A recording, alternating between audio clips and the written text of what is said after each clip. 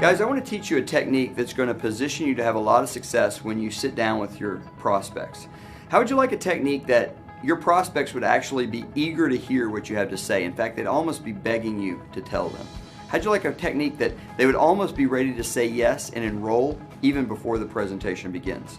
Well, that's this technique. I created a technique called the 3-step setup, and those who are using it are seeing a dramatic difference in their business. I'm going to give you the 3 steps, and then I'm going to give you the verbiage for each of the 3 steps, and it'll set you up to begin to practice it. And I encourage you, use this technique every single time you show this idea to anyone.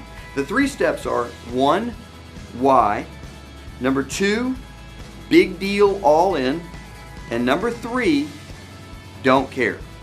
Why, big deal, all in, and don't care. Let's go through them one at a time. The first thing you're going to do is you're going to share with them why you're doing this. So let's pretend that you and I are sitting at coffee and I was about to show this to you. I would say, hey, thanks a lot for coming to coffee with me. Listen, I've got something huge I want to share with you. And I would begin to tell my why. Now my why has to do with my family, so it would sound something like this. I've got something huge I want to share with you. Listen, you may know that I've been an executive in the software business for a while, and it might seem like things are going well from the outside looking in, but on the inside, I got to be real with you. I'm just dying. I'm traveling so much, I never see the kids, I never see my wife, I'm missing every one of the kids' events. And all these passions that I know I'm supposed to pursue, I got absolutely no time for them. And I'm just seeing, divorce headed my way, I'm seeing my kids being adults, and it's like the cats in the cradle deal. It's just not good. And I've just been praying for something, and I just found it.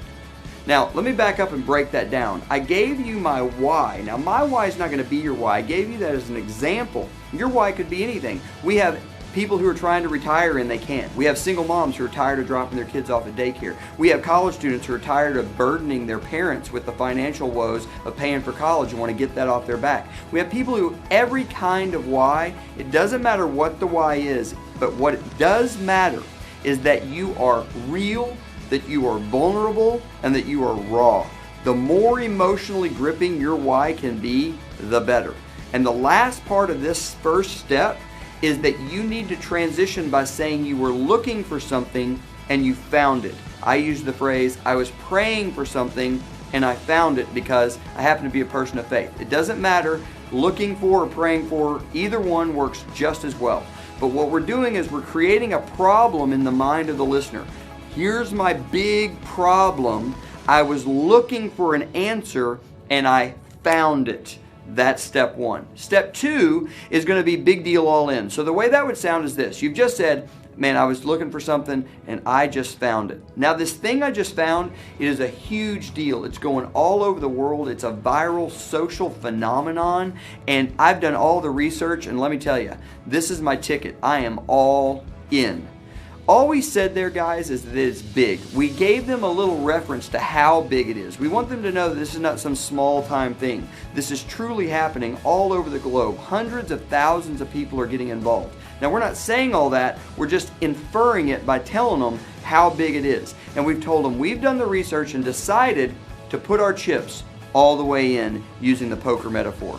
So we're going to say it's a big deal. We've done the research and we're all in. The last step is don't care. And here's how that would sound. You've just said, and listen, I've decided I'm putting my chips all in. I am all about it. Now, here's the thing. I'm not sure how you're going to, take this. I'm not sure how it's going to impact you. You may love it. You may not get it right away. All I know is this. You're my good friend. I'm going to put this in front of a bunch of people, and I wanted to give you one of the opportunities to be first. Is that cool? So all we said there is, listen, we don't know how they're going to take it. We don't know how it's going to strike them. They may love it. They may not get it right away.